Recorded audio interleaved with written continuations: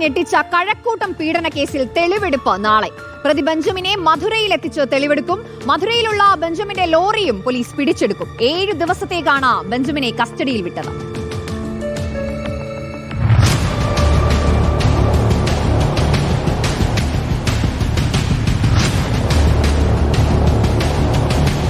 രാവിലെയോടെ Kazhakkoottam police ബെഞ്ചമിനുമായി മധുരയിലേക്ക് പുറപ്പെടും. വിവിധ ഇടങ്ങളിലെത്തിച്ച് തെളിവെടുക്കും.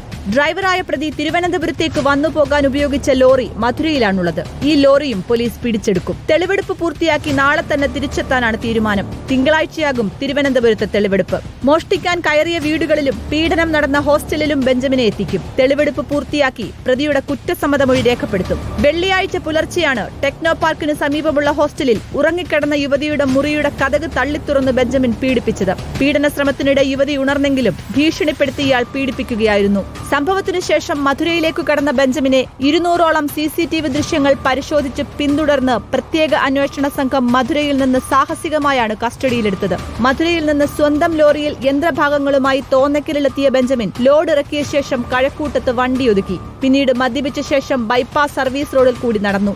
ഇതിനിടെ 2 വീടുകളിൽ നിന്നും കുടയുൾപ്പെടെയുള്ള സാധനങ്ങൾ മോഷ്ടിച്ചു. ഹോസ്റ്റൽ മുറിയിൽ വെളിച്ചം കണ്ടിവിടേക്ക് കയറുകയായിരുന്നുവെന്നാണ് പ്രതി പോലീസിന് നൽകിയ മൊഴി. തമിഴ്നാട്ടിലടക്കം നിരവധി കേസുകളുള്ള ഇയാൾ സ്ഥിരം കുറ്റവാളിയാണ്.